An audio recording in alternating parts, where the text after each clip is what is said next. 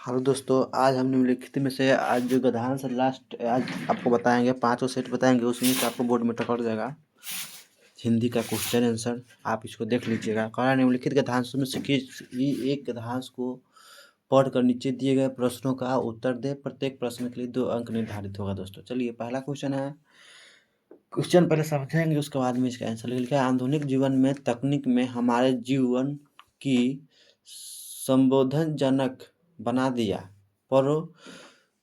गया है, परंतु इसके दुष्परिणाम भी है। अत्यधिक निर्भरता है व्यक्ति को आलसी और संवेदनशील बना रही है। तकनीक का क्या लाभ बताया गया है। क्वेश्चन है आपका पहला कि तकनीक का क्या लाभ है, तो बताएंगे तकनीक के हमने हमारे जीवन का सुविधाजनक बना दिया। कौन सी बना दिया? तकनीक का क्या मतलब है, मैंने इसमें पढ़ के उसी में सवाल जवाब देना है। तकनीक ने हमारे जीवन का सुविधाजनक बना दिया है, तो पहला का आंसर क्या कर लिखेंगे? तकनीक ने हमारे जीवन को सुविधाजनक बना दिया गया है। दूसरा क्वेश्चन है, इसके दुष्परिणाम क्या है। तो तकनीक के दुष्परिणाम यह है कि अत्यधिक निर्भरता व्यक्ति को आलसी और संवेदनशील बना रही है।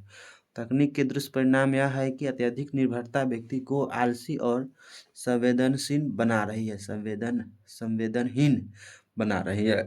लेखक किस बात को, देखिए दोस्तों, दूसरा क्वेश्चन जो है, लेखक किस बात को लेकर चिंतित है।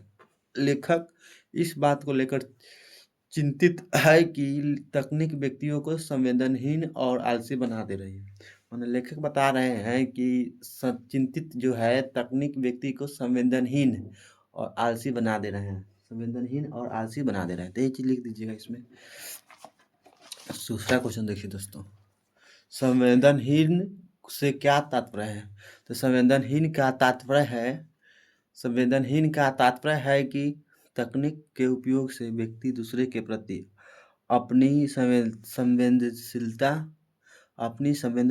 खो रहा है। माने संवेदनहीन का तात्पर्य यह है कि तकनीक के उपयोग से व्यक्ति दूसरे के प्रति अपनी संवेदनशीलता खो रहा है, ये लिख दीजिएगा।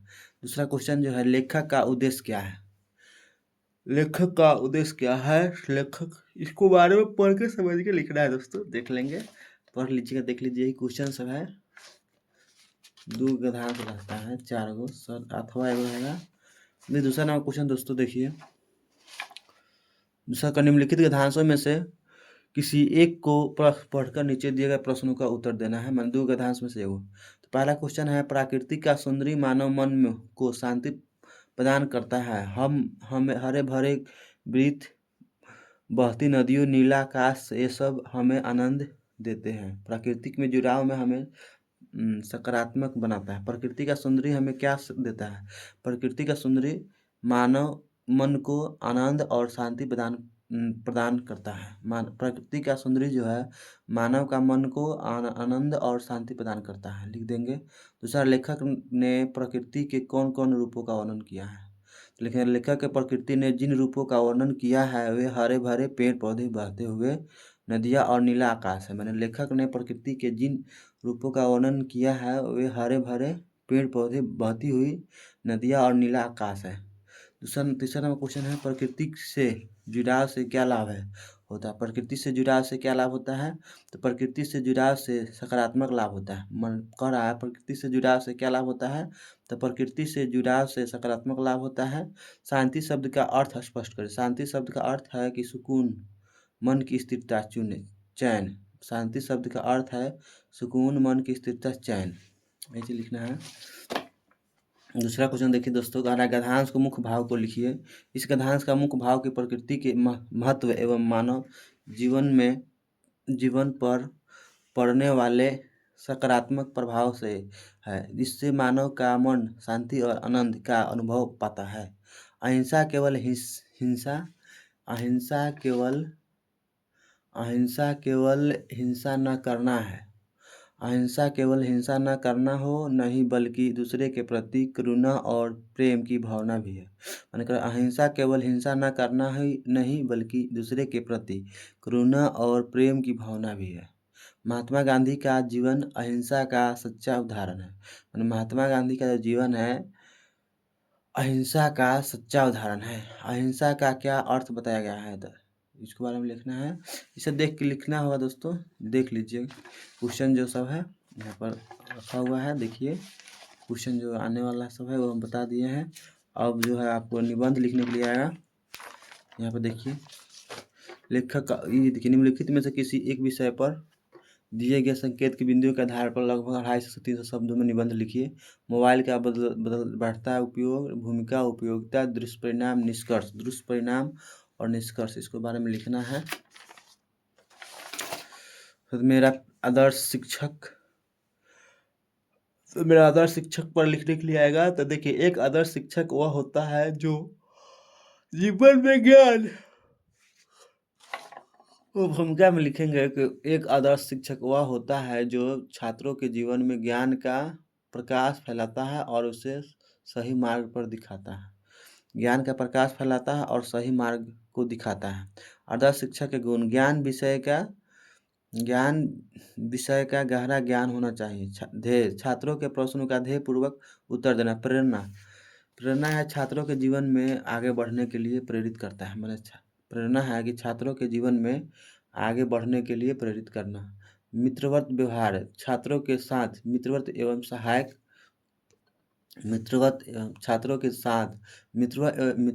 सहायक होना। आदर्श शिक्षक का मतलब क्या होता है? आदर्श शिक्षक एक आदर्श शिक्षक का छात्रों पर गहरा एवं सकारात्मक प्रभाव पड़ता है। वे केवल छात्रों को आध्यात्मिक रूप से बल्कि नैतिक रूप से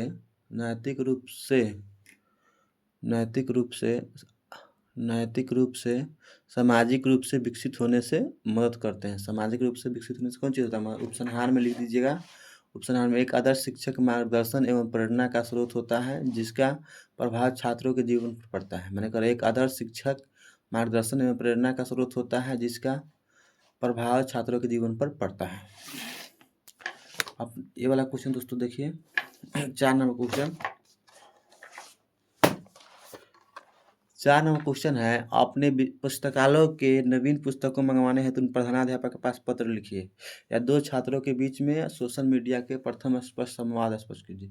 तो हम आवेदन लिखेंगे, अपने पुस्तकालय में नवीन पुस्तक मंगवाने हेतु प्रधानाध्यापक का पत्र लिखना है। सेवा में प्रधानाध्यापक रामचंद्र स्वरूप विद्यालय जहाँ पढ़ा हुआ जहाँ विषय में पुस्तकालय के नवीन पुस्तकों के लिए प्रार्थना पत्र महोदय सबने निवेदन है कि मैं आपके विद्यालय की कक्षा 10वीं का छात्र हूँ। मैं आपके विद्यालय के पुस्तकालय का नियमित उपयोग करता हूँ। हमारे पुस्तकालय में पुस्तक की संख्या असीमित है।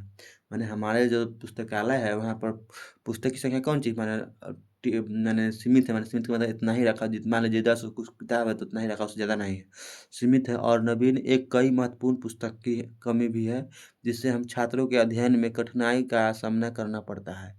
अतः छात्रों के भविष्य के लिए नवीन पुस्तक उपलब्ध कराए। दिनांक इतना, रोल नंबर इतना, आपका आज्ञाकारी छात्र जो नाम है वो लिख दीजिएगा और कक्षा 10वीं लिख दीजिएगा, हो जाएगा। और दोस्तों हम लोग आ गए हैं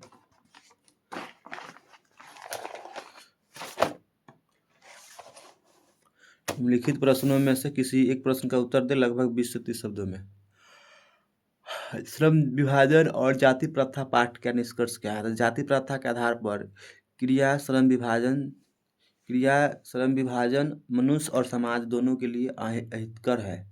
मैंने श्रम विभाजन और जाति प्रथा पाठ का निष्कर्ष क्या है? जाति प्रथा के आधार पर क्रिया श्रम विभाजन मनुष्य और समाज दोनों के लिए अहितकर है।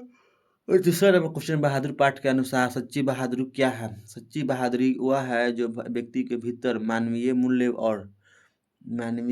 और नैतिक साहस के रूप में धारण करता है। मानवीय मूल्य और नैतिक साहस के रूप में धारण करता है। दूसरा क्वेश्चन क्या है? परंपरा का मूल्यांकन पाठ में लेखक का क्या तर्क क्या है? लेखक का तर्क है कि परंपरा का मूल्यांकन केवल पुरानेपन के आधार पर नहीं बल्कि उसकी प्रासंगिकता के एवं हितैषी के रूप में होनी चाहिए। जो नर दुख में दुखी नहीं माने। कविता का आदर्श क्या है? इसे लिखें, कविता का अर्थ एक ऐसी मनुष्य है जो दुख सुख मान अपमान और प्रशंसा निंदा जैसी द्वंद्वात्मक स्थितियों, प्रशंसा, निंदा जैसी द्वंद्वात्मक स्थितियों में तटस्थ एवं निर्विकार रहता है। निर्विकार रहता है, तो ये लिख देंगे। दोस्तों अब हम लोग लास्ट क्वेश्चन पर आ रहे हैं। निम्नलिखित प्रश्नों में से किसी एक प्रश्न का उत्तर देना है। व्याख्या करें, जो नर दुख में दुखी नहीं माने, व्याख्या करें। क्वेश्चन जो आपको लास्ट क्वेश्चन है, एक बार आप देख लीजिएगा, 5 नंबर लिख लीजिएगा आप आंसर खोज के। इतना ही क्वेश्चन है। लाइक, सब्सक्राइब और कमेंट कीजिएगा दोस्तों।